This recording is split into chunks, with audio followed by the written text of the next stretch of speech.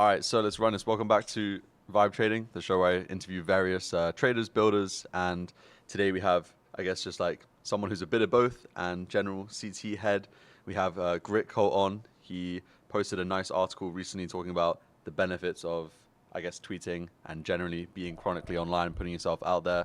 So I thought I'd get him on. We just have a little informal chat, see what he's been up to, hear about his lore, and I guess his plans for the future and thought on current times. Welcome to the show, Gritcult. Thank you for having me. Fellow Brit as well. Big up UK.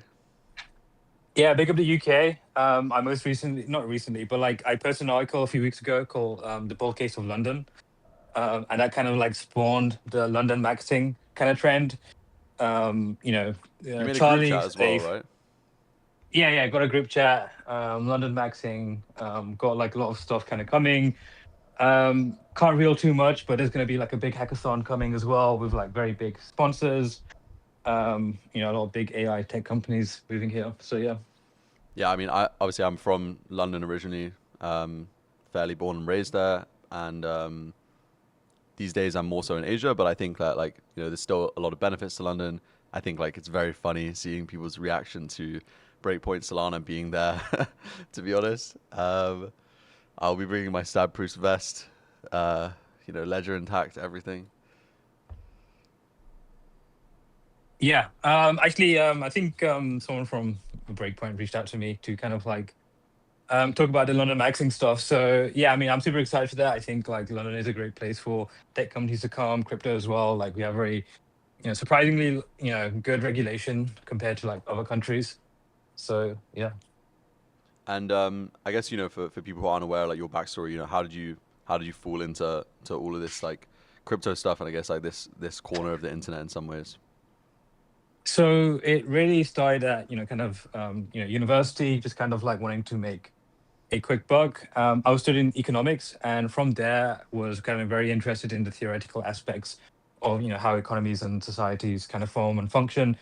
And then I was kind of introduced to like very crypto anarchy libertarian thoughts, and then that kind of really like made me go deep dive into what Bitcoin was and how that kind of like reshaped society. The Nakamoto Institute kind of read a lot of those articles back in the day, and then, I kind of didn't know you could actually get a job in crypto. It was very kind of nascent at the time.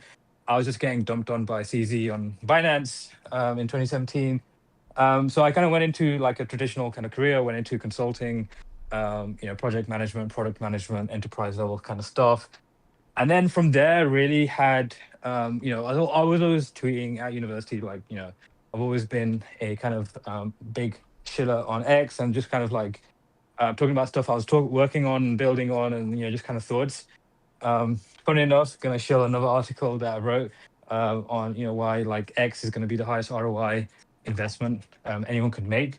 Um, so from that, yeah, just like people reaching out, companies, startups, people I was mutuals with, they got a bit of money, they built companies, and then I kind of was brought in to help them. So that snowballed into various growth product roles, and it kind of led me to be a founder. When I was a founder, we founded a company called Security Protocol that raised a very small round, but we ended up shutting it down due to like founder differences. And then, yeah, that startup was really building enterprise level kind of like infrastructure. So accounts receivable, SME kind of invoicing, all that kind of financing, very similar to like Centrifuge and what kind of Stripe is doing with Tempo at the moment. So kind of focusing on that kind of like customer segment. And then from there, just been working in growth and content really, and just kind of posting. And like who you working with right now? Like what's your main focus now? Working with a few companies, mainly working with Allura Network. They're an AI company, so like a decentralized AI network. And then yeah, just kind of helping out, talking to a few of us as well. Um, and yeah, I mean, aside from that, just been you know posting articles every week or so. What's your like article writing process? Like, do you have an idea just like randomly comes Yeah. to you throughout the week, and you're like, this would be a good article, and you go write it up? Do you like sit and ideate? What's the story?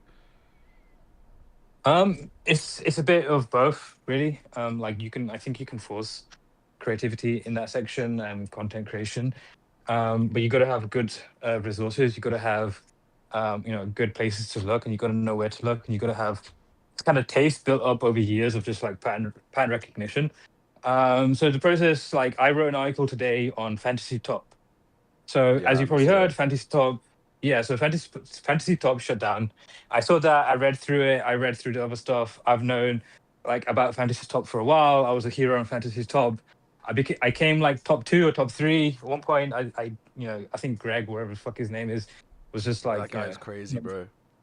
I never understood where that guy came from. Like, just the most like random shit. Like, just somehow like his account just fucking blows up.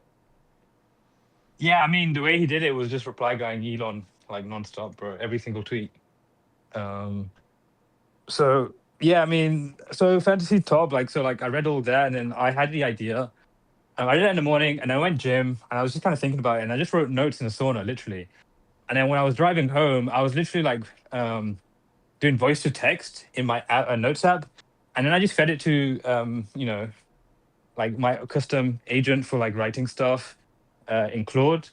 It's got like all my content. It's got all the kind of like my voice specifically, and I just did like few variations and iterations on that, and that was the process of shipping that. So I mean, I can have a quick turnaround for these kind of articles and just like work on them very quickly. But that's because I've got like a process down that I've iterated on as well over a number I of mean, months that's and pretty years. dope. You got like using some AI in this as well. Like, what does that look like? What are you using?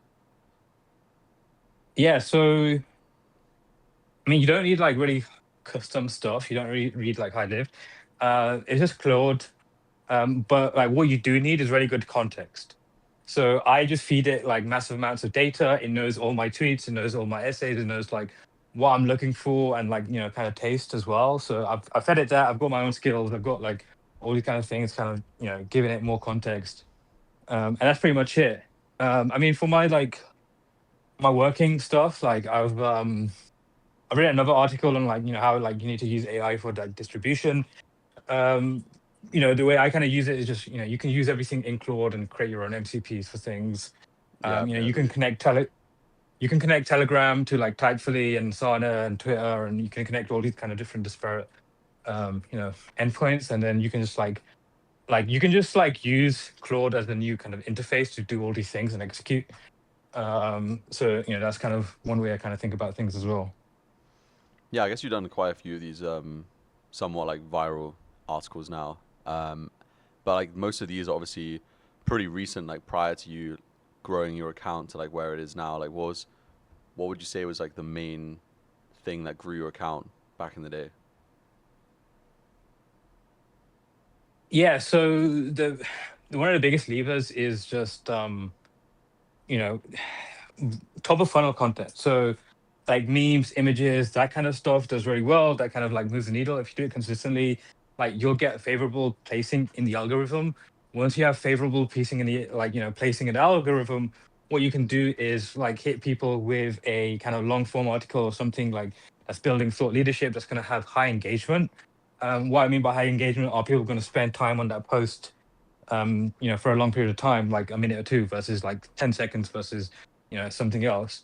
And what that does, it like has very high conversion rate in terms of getting people to follow you. So one thing I do is like founder-led marketing and thought leadership, ghostwriting. So I help founders with, just like building a strategy for content and like, posting online, and just kind of like, helping them, grow their eggs. And that's the kind of like way I kind of build out my process, and that's my system. So yeah. When I scroll back through your Twitter, like you did a bunch of these manifesto sort of like posts as well, right? Um, what was the you almost did it as like a series or something, right? And you're like posting it. Funnily enough, like you're posting it not even like written on Twitter. It's like written somewhere else, and you're posting like a screenshot. I mean, the primary distribution and primary channel was Twitter. Um, so I just wrote that in Google Docs and just like screenshot it and then post it as an image. I think it was just kind of something. Yeah, I mean, I definitely want to do those again, but they were very kind of like very handcrafted. Like some of those pieces took like 4 or 5 hours to kind of get right in terms of like, cutting down from like 600 words to 500 words. You need to like spend a lot of time just editing and kind of going through it. So I mean, they were good. I kind of did that because I just felt like, I need to get better at writing. I need to, like, I had these kind of thoughts and I wanted to put these ideas out. And before, these manifestos, like, that was the meta. It's like image image based, like text based images. That was like the Mm-hmm. meta that I kind of recognized on Twitter. I don't know if you remember. It still is in some like aspects, like quotes of just Dostoevsky. Like if you just post a quote of just Dostoevsky, you're gonna go viral. Like it's a pretty, Damn, I don't know if I they're might gonna have to patch try that. that. Bro, try it. I'll retweet it, and it'll, like, if it doesn't get like 100 retweets, then I'll give you like some money. What, the Fyodor Dostoevsky, Russian novelist? Yeah, yeah, yeah. Just post one of his bangers because he's got a lot of, like, single line bangers, and like it's just Okay. um yeah. I wrote like a mini biography of his, and it got, like, I don't know, 6K retweets. Um, so I mean, I'm just like leaking alpha here, but yeah. So that, and then before that, it was thread. Like if you could write a good thread, you're gonna Yeah, grow. bro. So I miss the thread days. Like it used to be like you post. I used to post like cool. That was how I bootstrapped a lot of my early following. Was like pretty like well researched like alpha threads about like DeFi and like other things like that. I've done a couple articles around these things, which I think are pretty can do very well as well. I did some like analytics ones for pump fund trench style things around like how many users there are and what's actually going on, like how much volume these platforms doing, revenue wise, etc. But yeah, I definitely like obviously like if you have good value, if you can like pattern it interrupt to a certain extent and post something people in a format people don't usually see, like grabs their attention, like that's always good.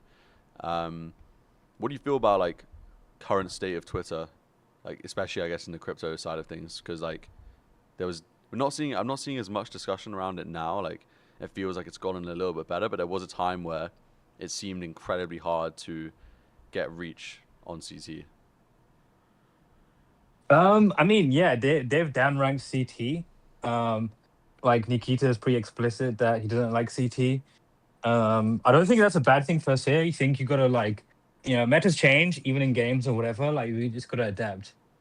Um, so yeah, I think like with CT, I would like kind of pivot it to more like a research kind of angle, like the kind of stuff that you were doing before. I just kind of post that. I wouldn't post as much kind of like hype, ball posting as much. I'd like try to keep it intellectual and theoretical as much as possible, and just kind of go from there. Yeah, I mean, like, I think sometimes, like, at least personally, like, I'll tend to have a habit of just like posting some shit that's just because it's like relevant and like just like kind of comment on the situation. You know what I mean? And like you can tell, obviously, like those tweets most of the time don't do well. But I've said in a few things recently, but something I found is like incredibly effective right now is if you quote tweet a tweet that's already done very well and is popular, and you add like a half decent take to it, and it will get like repushed a lot of the time through the algorithm, especially to the same people that already saw the initial post, because the assumption is they saw the initial one and they liked it, therefore they're gonna like another spin on it or take on it, basically. Yeah, no, and or like posting a video or GIF, on top as well. Like that, I've seen that kind of like hit pretty good as well. Yeah. I guess like outside of just like CT, what are your kind of current thoughts on the space? Are you much of a trader yourself, or are you really just like more so on the like growth, marketing, whatever you want to call it, like side of helping projects and stuff? Yeah, I mean, I would consider myself more of a builder than a trader. I'm just kind of like ape and prey kind of guy. Um, so I can't really give like good any like analysis. I am like building. I work with like builders. I've seen the space kind of mature quite a lot in that aspect.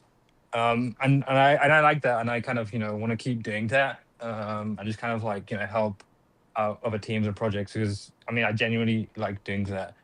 I mean, I'm connected to a lot of traders. I know a lot of traders, and we like talk with them. I'm doing FC hype, 1D as well every now and again. Um, so I'm not totally oblivious, but I mean, like trading and speculation is like core part of crypto and Twitter. I think any company kind of that like ignores that, unless they're like targeting a very like good vertical, like women's fashion or something, which there are a few projects in crypto that do that. But like you're gonna have to like build some sort of speculation into the game. And this is something I talk about in the Fantasy Top article that I wrote today. It, they kind of like juice the speculation aspect of the fan token way too much, and then they kind of mess things up on that, and misaligned incentives quite a lot as well. So I think it's a tricky game. I think you got to really think about the product, understand the user, user base that you want to have as well, and just kind of like go from there. Because if you do the speculation thing wrong, and a lot of projects have done it wrong, your token is just going to be down only. So like there's a whole thesis, I think like last year, the year before, about like how the token itself is a product. I get that. I mean, I think the token itself like is a part of the product. So one project I highlight that's doing this well is like Banker, or um, that pop punk project. So they've kind of built like tokenomics into like a revenue stream. Like Yeah, Banker's dope. LP, yeah, it's like LP farming, all this kind of stuff, like that kind of like you need to kind of think about that angle. It's like, all right, how can we actually turn volume into a revenue stream? How can this, basically bootstrap other aspects of the business, and so on. So um yeah, I think that's a huge kind of part of building in crypto at the moment. And I saw you're going to be like one of the like effectively judges on Startup Fun. And actually, funnily enough, I actually was one of the earlier interviews I did. I think they were maybe number 5 or number 6 that I did this year was with the Startup Fun founder Adam. Um, what's up with you hopping on there? What's your kind of like current take on some of the on-chain raising dynamics? Yeah, so they reached out to me. They were super interested. They saw some of my articles do well, and they wanted to talk. We hopped on a call, and he kind of pitched me the idea. Like, yeah, this is really good. I think I mean, the angle I kind of like about it is a new media angle. Right now, TVPN, they like started a live streaming show, and they exited, I don't know how much, for like to open AI within 18 months. So that's a year and a half that from starting to exiting, for like 8 9 figures or whatever how much money they made. So like what we're seeing now is like a bunch of these kind of like projects raise money. I've got deal flow to some of these as well, and yeah, they're all based around live streaming. They're all based by distribution, new media content, and this is something I feel like I get paid for, so I kind of understand it. So that's the angle I like. And they're gonna have like a project on. It's gonna like they're gonna clip it. It's gonna be live streamed. It's gonna be like fun, dynamic, and like interactive. So I think that's where the future is going. We're like asking our audiences for questions for this podcast or whatever. Like that's gonna be the same kind of dynamic. It's not gonna be like a viewer, audience or celebrity. Is gonna be a very interactive experience. And I think that's the way content in media itself is like trending. So I'm super bullish on that. I think there are new ways of like funding on chain. Um, I don't know if this is public, but I'll just share it anyways. Is like the way the companies are going to be raising, and the kind of like the structure of those companies and the holdcos is going to be different from like previous iterations of like how crypto companies are formed and structured. So you at one point you'd raise on token warrants. At one point you just raise an equity and convert later. Then you'd have like a BVI holding sandwich for a foundation where they would hold the tokens and you'd hold a operational company, and so on. So like I think that's evolving, and I think that's a good thing. I know Pop Punk has something similar where like they have a token, but they also have equity. Again, I don't know if this is public information. I'm sorry if I'm leaking shit, but I shouldn't be. But I didn't sign any NDAs. So yeah, I mean, so I that's mean, a new kind of, yeah. Go the, ahead. the equity token shit is like a long going like thing that we're now starting to see come more to life, right? Like initially, I guess first one is Pump kind of is obviously doing this now through Ace Protocol. Street Foundation is also doing it to an extent, in like a slightly attacking it from a slightly different angle, and then now like Startup Fun is also going to be doing this to some extent. I mean, I have like my reservations around like why I think like one part versus another doesn't work. I think it's like an inherently tricky thing to solve for, um, because like you're basically saying, do I like do a full flywheel model like Hyperliquid whereby whereby it actually makes sense for me to have a token, or am I not, and therefore the value is accruing to equity via like a balance sheet, via revenue, dividends, like etc. Um, so yeah, it's tricky, I think. Yeah, I mean, one question I have is, look, if anyone who's been around and like does on-chain stuff, like they know like the value of a token is like completely fucking made up, bro. Like it's very volatile. It's all speculation. There's like there are like core fundamentals, but really and truly, it's just basically like public demand kind of thing. And there are ways of like having a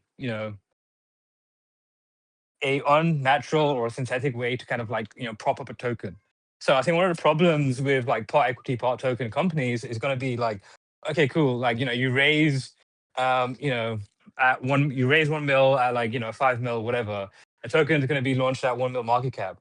But if you pumped a token and a token pumps to like let's say 5 mil, and then you're taking off supply, like you're kind of manipulating things. Like, what does that mean? Like, could you raise a round based on those kind of dynamics or something? Like, there's loads of like ways to kind of like stress test this, let's say, and that will be and but I'm optimistic. I always want to see like how things play out, and I'm like, yeah, like let's see it, but again, like this kind of stuff forming, I think it's like signs of like the market is recovering, we're like back. I'm getting like people saying like, hey, do you want to be an angel investor? 6 months ago, it was a very different situation. So I mean, I'm positive. I'm optimistic. Hype is like $50, so things are moving up, I guess. Where does the Gritcult name actually come from? Everyone asks me this, but I don't really have a good answer. I mean, it was just like a play on like a previous Twitter handle I had. I had Crypto Grit at one point, 0x Grit a long time ago as well. And I was like, you know what, like Fuck it, I let want me to just start do a cult. something. Yeah, yeah, pretty much, mate. Are you much a fan And of then Milady, yeah, or are you part of that ecosystem? yeah, I'm a fan of the guys behind it. I know, Charlotte, Jimbo. I'm like, I'm on very good terms with those guys. I got my Miladies for free. I was friends and family on the mint. I was like number 200 on the mint. So I Oh, it's minted them OG. before. So I minted those before, it minted out, and I was at the first Milady rave. I was like, I had COVID then, so and that was a super spreader event back in the day, if you remember COVID. Um, so yeah, I like those guys. I like the kind of subcultures it rose. I know the law before, with Mia and so on and Sonia. It's funny, but yeah. Very cool. You ever think about starting your own? Starting my own NFT project. Your own cult, I guess. Given it's in your name. Um, Not really. I think it's like I mean, it's kind of evolved into a commentary of like how media and culture kind of like form these cults, and everything is downstream of cults. I personally like I don't like large groups of people. Like as soon as a large group of people forms, I'm like I gotta be a contrarian somehow. And you mentioned angeling, people like angeling and shit like that again. Like, have you written many angel tickets, and like, what's your experience been with that?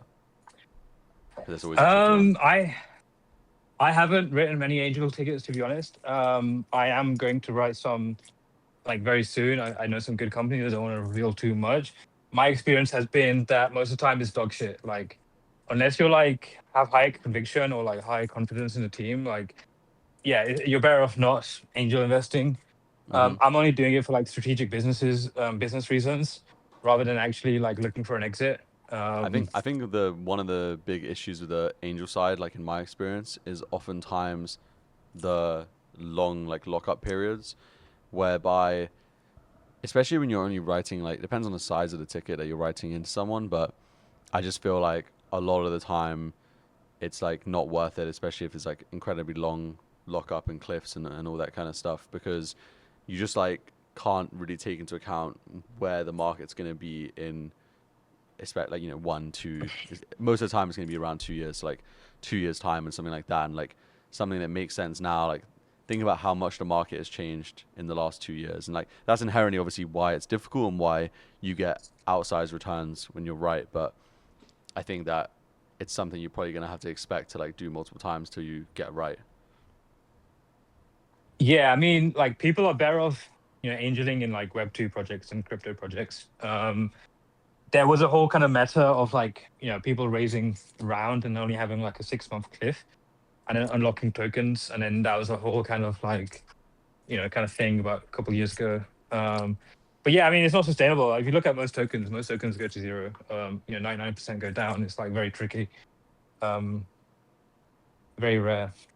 And it sounds like obviously I can tell like you're a pretty OG guy, and like I've been to a lot of these kind of like events where there'd be like some Milady raves and other things. But I feel like as of the last year, I would say the general vibe at these things has obviously not been as good, and like part of that is the market, but I also just think it's partially the types of people that are like also in the space and like working for various projects. Like the general vibe of a lot of these crypto events, I think, is like maybe not what it used to be a few years ago. Like, what do you think about I don't know. I mean, when people always talk about the good old days, I just think they're like old tuning. But that? I get it. I I get mean, it. I I'm young. mean, I'm only 25. Like, I'm not some boomer saying this. You know what I mean? the good old days of being 20. So yeah, I mean, I agree, and like, I'm also like at the part of it. Like, yeah, I mean, like, did you expect it to stay the same forever? Like, things change. Like, that's just the nature of reality. So like, I don't have any hard feelings, but like, I mean, I still, I would prefer if everyone had like, crypto anarchist values back in the day and all this kind of stuff, and people were like really in it for the tech, or well, that's just not reality. Like, people have like bills to pay, and like speculation drives a lot of kind of consumer behavior and human behavior. So I'm not mad about it. I do kind of lament like some things have changed, and like, some things were good, and I kind of miss like all the people that I've met, and I try to stay on good terms with everyone that I meet, and try not to like fall out with people, and petty squabbles about which chain you should be a maxi of. So yeah, I mean, overall, it has changed. I think it's become more kind of institutional. There's more suits every year. Also, the people that are kind of coming in, they're like either trying to get rich really quickly, or they're like trying to like find ways to overcome international payment rails or whatever. So it's changed, and I think even like the kind of edgy culture has kind of like disappeared. Maybe it'll come back with the next bull run, but I'm kind of skeptical. I don't think it'll just be the same of like back in the day. And one thing I really like is the crypto anon aspect of things. I think that was like a huge innovation in just culture in general. I think like having the kind of like internet, the anonymous, like kind of unlocked a lot of things. Obviously, there's some negatives, but we kind of realize things are self-correcting. Like if someone like does something bad, like community and people will kind of shun that person in a in a way. Um, I mean, again, that's like good and bad as well. But I think like crypto anonymity, definitely, was something that I kind of like think is, yeah, that's a good idea. We should definitely like have more, ability to speak freely and all this free speech stuff. Um, so yeah. I wanted to also say I'm just looking at your article about the London stuff. As someone who spends a lot of time outside of the UK, the funniest thing I always think is that whenever I speak to someone and they hear I'm from the UK, like inevitably almost their first response is, "Oh my god, like how is it over there? You know, like are you guys okay?" You know what I mean? It's like it's almost just become trendy to hate on the UK and say that it's like a piece of shit nation that's on its like steady decline. And although there are maybe some of that is true, I do still think it's like one of the better countries in the world, especially during summer when the weather's nice. But rest of the year, kind of like give or take. But yeah, I just think it's pretty funny. Yeah, I mean, there's been a lot of propaganda about that. I think it's kind of been intentional by whoever is funding a lot of these things, and it's just kind of taken over. Um, yeah, I mean, like, yeah, definitely, like England, the UK, London, it definitely all has its drawbacks. There's a lot of things we need to change. There's a lot of things we need to fix, and they are being fixed. I'm talking to people, like every week about this kind of like these kind of things, like that. Everyone knows that there are like very big systemic issues, but it's not as bad as people say. Crime is trending down, immigration is down. Like there's a lot of things kind of self-correcting. The tech scene is booming. We've got the best researchers in the world. Yeah. yeah, there's a lot of things going for it. There's a reason why like it was an empire, it was, and a lot of those things are still here. It's just got a like small momentary, blip. But as I say to people, I don't think it can get much worse. It's up only from here. And any other like closing things you wanna point people towards or opinions you wanna share? Yeah, I mean, if someone's just lurking and just listening and like they're being low key on Twitter, start posting. It'll change your life. That's how I got onto this podcast. So yeah, that's one thing, and then yeah, just that's pretty much it. I don't have anything to show aside from my X account. Yeah, So I yeah, follow guess. me, sign up to my newsletter, I guess. Do you actually have hypergamification.com? Because I tried to click on the link and it didn't work for me for some reason. Yeah, I own it. I haven't rerouted it. I'll reroute it to one of my You hypergamification should. You should. articles. It's good. A good domain. Um, and yeah, Yeah. people should post on Twitter. I mean, like the beauty of Twitter as well is that you don't even have to put your face online like I do. You can be completely anon and create whatever schizo personality you want to have, and just like see if you can get some eyes, get some attention, learn what it means to get attention, and like whether you want to be on the tech building trading side or the marketing side, the better you understand like how people move around on the internet, the better. And the best way to do that is by doing it yourself. Yeah, I mean, the other thing I'll say is like, if you want opportunity, if you want, pussy, if you want money, like, Twitter is the place to be. Best platform on earth. All right, well, thank you very much for coming on, Yep. Gritcult. This has been fun. Thank you, mate. Cheers.